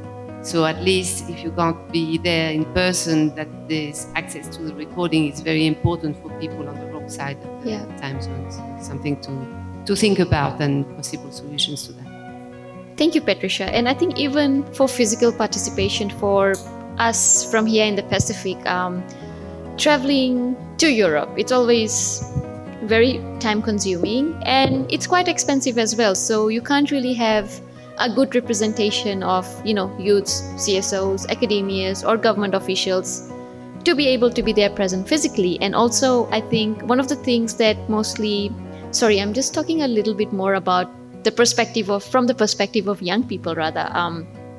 When you are actually participating, your participation is rather limited as well. So for example, if you're attending the conference of the parties and you have a party overflow badge, if you're sitting behind your country flag, you can't really openly share your opinion or talk, because you're often told by your government that you're just sitting here and representing us and taking down notes, but you're not allowed to say anything. So that also becomes a major, restriction for young people to be able to actively share their opinions and voices. Thank you, Komal, for stating that. And I think that's why we have ended up having our own consultancies, so we can represent our country very well, Pretty much that, yeah. Yeah, so France will co-chair and will host this conference. So yes, there are some blocking factors and some issues that might be more sensitive than the others. But let's say as a co-chair, obviously we have to be kind of honest broker. And so in one hand, we will have our own national positions, especially on deep sea mining, for example. But on the other hand, we have our ambition is to bring everybody to some concrete outcomes on these issues. So obviously to try to find some compromise, and to try to build some coalition on specific topics. So I think that my colleagues who will be in Paris in Nice at that time, they will manage all this in a smart way, but just to make the difference between French national positions on some issues and our position as co-chair of that conference. Thank you. Thank you so much for sharing that, Ambassador. So I guess we can move on to the last set of questions we have. And I guess this is something quite complex, and the conversations regarding this has been ongoing for so many years now, and I thought let's save this one for the last so we can use the remainder of the time to talk about financial resources and scientific research. I know we have talked about it in bits and pieces in the room today, so just to dive more specifically into it in terms of how are national and international financial resources, both public and private, being mobilized and allocated for ocean-related initiatives in these countries, and what scientific research programs and institutions are dedicated to oceans in Fiji, Kiribati, Nauru, Tonga, and Tuvalu, and how can they contribute to the conference's objectives? I know we talked about, climate finance versus oceans finance initially, so maybe if you guys want to contribute more to it or have, more to share based on the discussions we have been having specific to finance, please. Yes, it's Seteta again from Fiji Development Bank. I just wanted to share on a recent private sector consultation that we held, just asking the private sector in terms of how we could work together to green or blue the operation. And one of the key things that they highlighted to us, they would love to change the way they're doing things for environmental and social perspective. The challenge they have is finding the money to actually do the initial assessment in terms of pre-feasibility studies or feasibility studies, as well as getting someone to interpret the various reports out there and translate it to a private sector language. And that is the two key gaps. And so I know Kim Lu's gone off, but we're trying to do some work with AFD right now. And the next stage is really having a further dialogue with the private sector and seeing where we can source funding to support them. As you know, an SME in Fiji doesn't have a research and budget, let alone even for a bigger private company in Fiji, they don't have a huge budget just to do research and development. And simple things around what technologies are out there that they can use or actually acquire so that they can change the way they're doing business. So another aspect that we've been trying to discuss with Quaker, just trying to, and also with the Department of Energy, if we could just organize technology fairs that is to, whether it's ocean related or climate change resilient related, right? That could then help this the private sector business see what's available and where to source it from. And again, it's about reliability of these technologies. Simple things like solar. We've had examples where fly-by-night operators come in the country and they run off, and then the poor SME or the poor hotel operator is left with something that's not working. So it's simple things like this that we need to also address. And then when we talk about private sector, you cannot really get funding to support them because they say it's a private sector. They're supposed to fund it themselves because at the end of the day, they will be the benefiter, the beneficiary. But I think if you kind of look at the entire value chain, at the end of the day, the beneficiaries could also be communities. And there has to be some discussion around assisting this private sector in providing the initial funding to help them to get to where they want to be. And that would help in terms of the environment and social impact of their business. Thank you so much, Sataita, for sharing that. Anyone else in the room? Anik? I mean, I know that you do carry a wealth of finance knowledge as well, and maybe from your observations of the Pacific, you might want to share. Yeah, I'm not supposed to be talking. I've been talking last today. But I guess it's interesting because I've been working a lot in climate finance and like structuring this type of funding mechanism, including with the private sector. So I guess Yeah, it depends. You don't see that many of them here, but there are a lot of possibility in terms of how you can structure. You can have maybe like what you say, like FDB providing the backing or giving you. There must be like there are different possibilities that you can put in place that will make sure that at least the private sector will get the startup funding that they need, either to do research or to do pilot projects. But there are quite a few.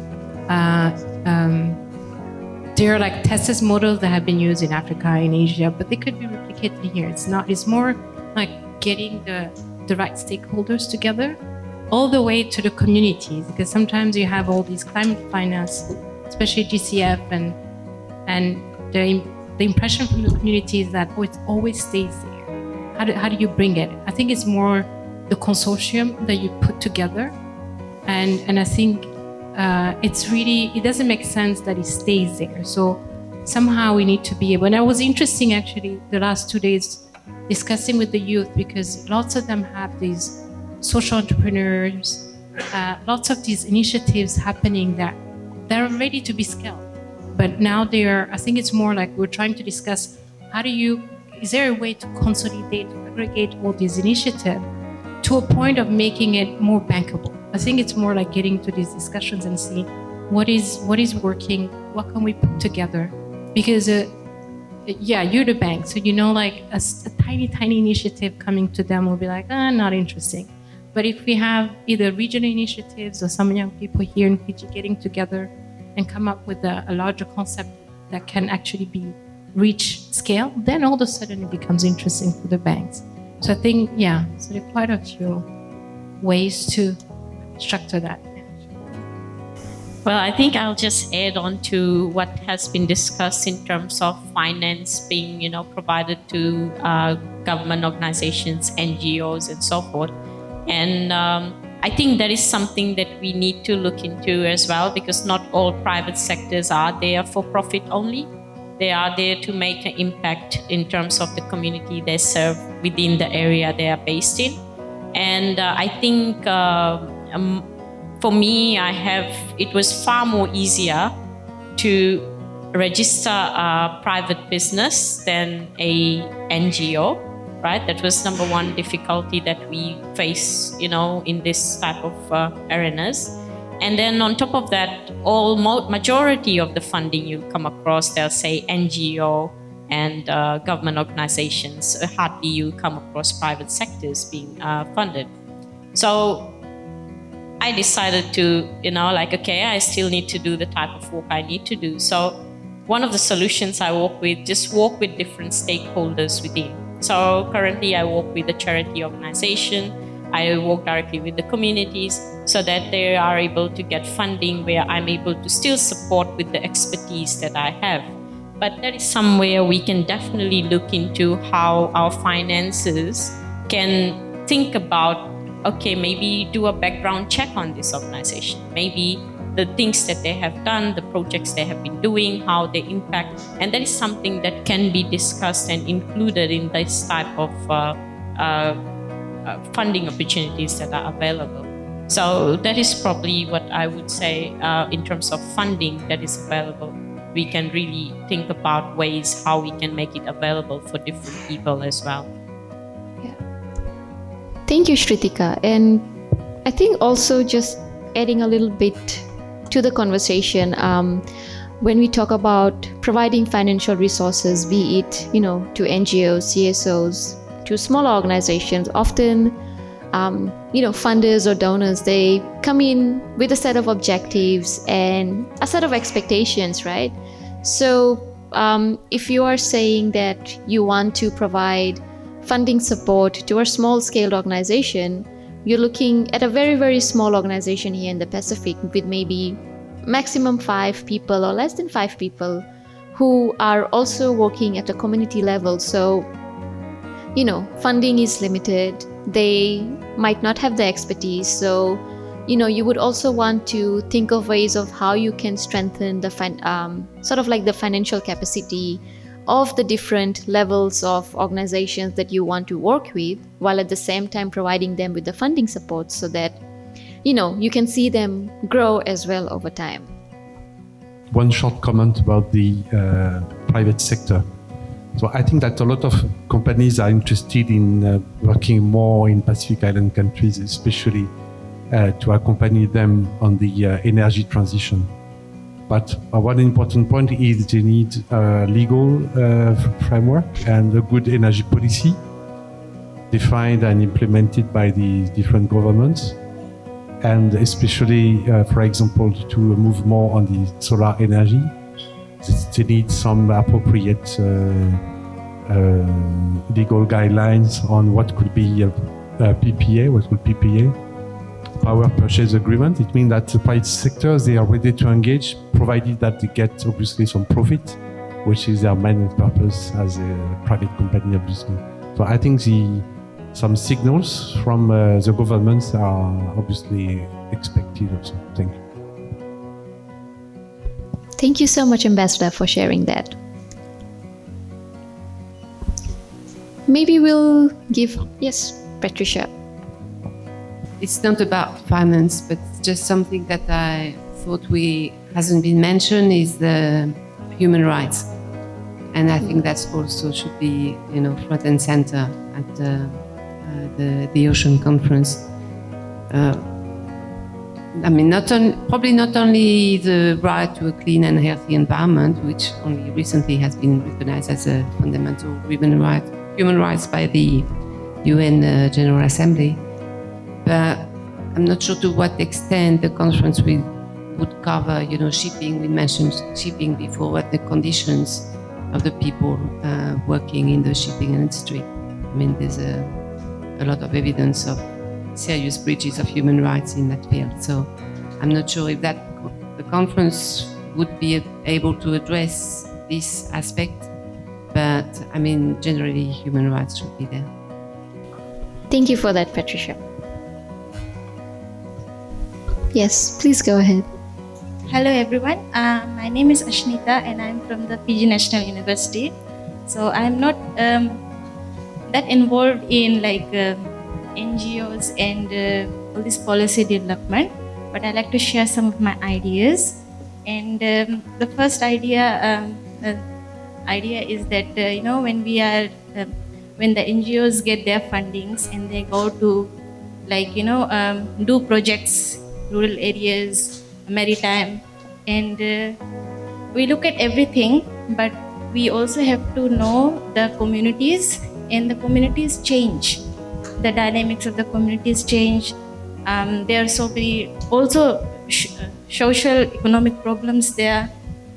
People migrate, and obviously they are rural communities, so they are not they cannot do 8 to 5 work like we do. So they to sustain any kind of project for some time, it will take we really need to see what kind of people we are working with. Are we training the people? Will they be there? Because all this costs money. The funds that they will be using. So to sustain some project for some time, we need to look into people, if they're going to be in the villages or they're going to change in the training they're going to receive. Another thing I like to point out is that sometimes when we go and we take the views of how the traditional knowledge in the village, we might only take ideas from the village elders, old people, who are much experienced members of the community, and most of the time we leave women and children, especially women who have much more experience, more ideas, more traditional knowledge that we miss out on.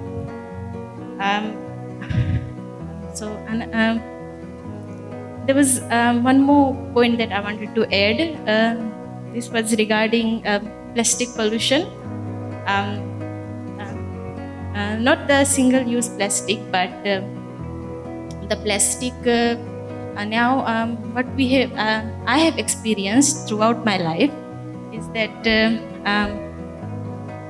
we have like when I was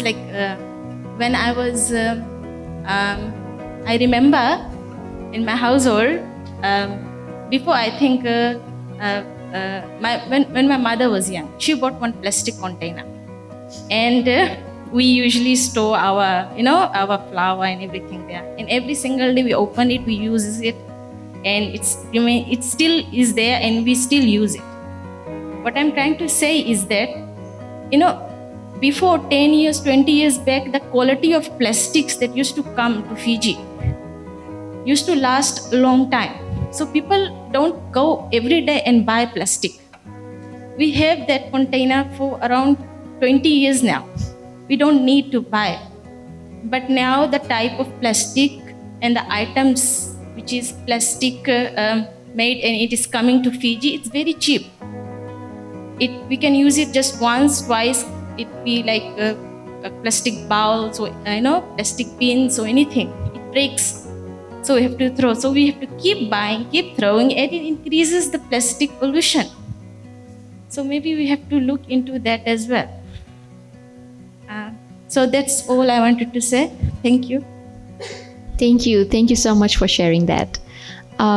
So yeah, I think two of the things that we didn't really talk about a lot, but it did come up in the last set of comments were human rights and gender inclusion as well. So with that, maybe we can spend another 2 or 3 minutes in case there are more comments on the room, or if you feel that you had something to share and you did not get the opportunity to share. So please raise your hands and yes, go ahead. Hello, I'm Joseph, and I'm currently the regional intern with the Asia Pacific Green Federation. My point will be just like focused on finance. We have been talking on finance mechanism, but recently we have the Kato Pacific Community Climate Fund that was established in Kiowa. This came in place after the Kiowa Climate Declaration before COP27 last year. So the Kato Pacific Climate Fund is a response to resounding cries from frontline communities that current climate finance is often inaccessible and insufficient. This mechanism will ensure that while global climate finance the pledges are victory for frontline communities, they mean nothing until they reach the people they are meant to be served.